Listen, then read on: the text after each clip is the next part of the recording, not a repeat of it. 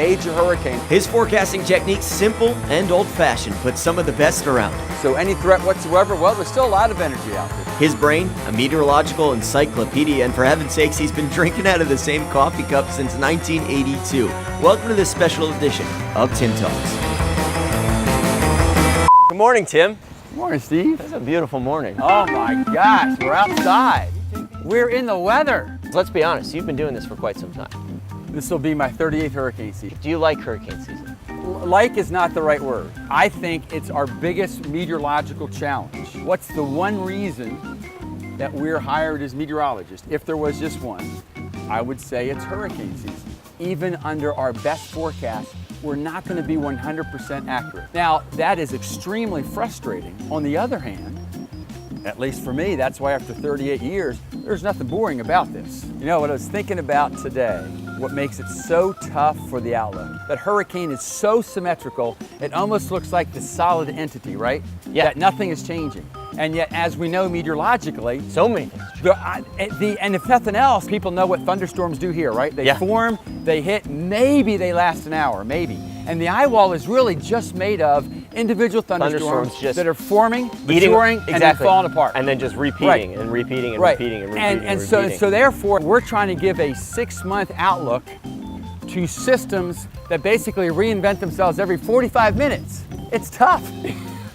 There are outlooks out there and there are general ideas, but do we really know? I mean, it's a 6-month time period. And I'm going to use a food analogy because I've done it so many times before. If I'm trying a new recipe, that's like you asking me if it tastes good, but it's not even in the oven yet. You know, if the casserole's not even in the oven yet. And is it even going to come to our kitchen? Yeah. I mean, really. Yeah. I mean, when it comes down to it, as much as people are trying, that outlook, it's how many there will be in the Atlantic, the Caribbean, and the Gulf, not where they're going to go. I would say, I guess necessarily don't worry about it that much. It goes back to the point of just always being prepared, you know? It's just, exactly. Yeah, you know, it's just like hurricane season around. Just know to be prepared. Don't think about it, and then just know that, hey, there's going to be a couple storms around. When one pops up, okay, let's pay attention to the forecast. In fact, maybe that is the best point in that. Look, folks, we have never had a year in which there's only been one named storm. That would be as inactive as they've ever been, and yet all it takes is one named storm. Here we are.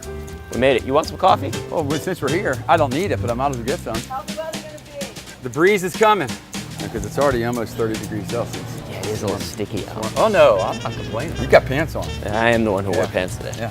So you get in tune with the forecast, right? For sure, I would like a small latte. I'll have a macchiato, please. Is it okay? It's 4 ounces, right? Yeah. Can we make it one like a double? Oh, you don't have blueberry? Okay. Yeah, that's fine. I mean, I'm ready to be radical. Sounds radical.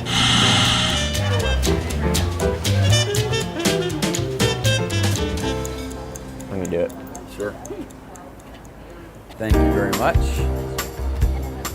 Some of the factors that come into play, because we're looking at so many things in the atmosphere when we're trying to predict a seasonal outlook. One of them, I think, has been a big one, is the El Nino factor.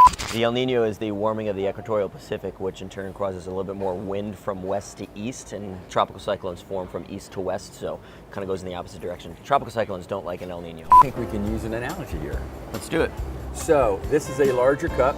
Okay. All right. This cup, El Nino is occurring, and the volume has sloshed out of it. Where's there more caffeine though?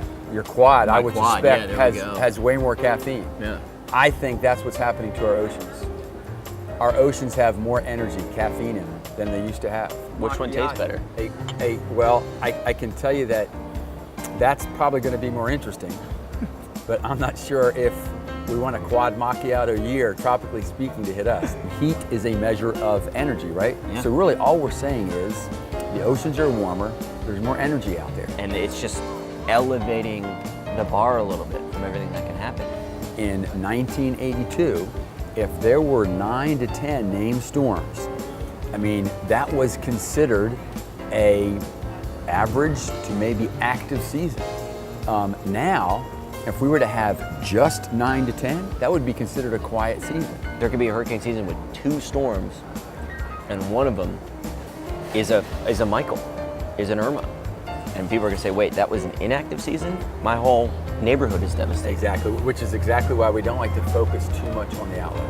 I think going into this hurricane season, I think people just have to be aware of the fact that all it takes is one storm, just to be prepared regardless. There's so many things we can do to prepare that really don't cost much money. Number one, are you in an evacuation zone? But you know what? What we've learned, I think, from Matthew and Irma is that's not enough.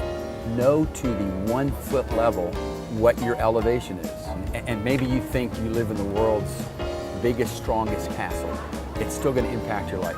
I mean, I think just really thinking that through now. That's it. Because that makes the rest of the 6 months just a little bit less stressful. Bingo. And a little bit less worrisome and, frankly, maybe a little bit more enjoyable. I think what we're both saying here, and I think what the weather team is saying, is don't focus too much on whatever less active or more active means. If you're going to focus on the outlook at all, focus on maybe approximately how many times during the year you and your family should probably perk up and just listen to what's being said. The community perks up and listens to the forecast to really pay attention to the localized aspect of it. We need to treat each storm on its own individual merits. Because as much as we focus on wind and storm surge, as we saw in Houston, as we saw in Florence, sometimes it is simply the rain and the freshwater flooding. What we're really trying to do, I think, is we're breaking down all those numbers and, like you said, all of those dramatic visuals that are seen into, okay, what kind of action does it mean that you and your family should be taking? As we go into hurricane season, what I really hope is we simply take it a day at a time. Grandfather Tony always says, un giorno alla volta. Which means? One day at a time. Perfect. I say we finish with your grandfather's quote. I think that would be perfect. That's it. Perfect. That's why you said one day at a time. I was like, love that's it. right. I love it. Un giorno alla volta.